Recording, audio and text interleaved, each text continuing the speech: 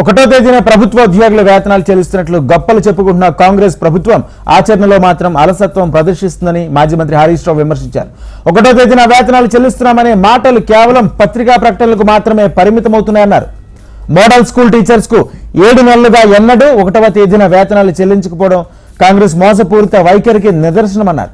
ఈ నెల 13 రోజులు గడిచినప్పటికీ మోడల్ స్కూల్స్ రెగ్యులర్ టీచర్స్ కి జీతాలు అందక అనేక ఆర్థికపరమైన ఇబ్బందులు ఎదుర్కొంటున్నారని తెలిపారు. ఈ నెల 8న సగం మంది ఉద్యోగులకు మాత్రమే వేతనాలు చెల్లించిన సర్కార్ 8 జిల్లాల్లో పనిచేస్తున్న 1000 మందికి పైగా ఇంకా వేతనాలు చెల్లించలేదన్నారు.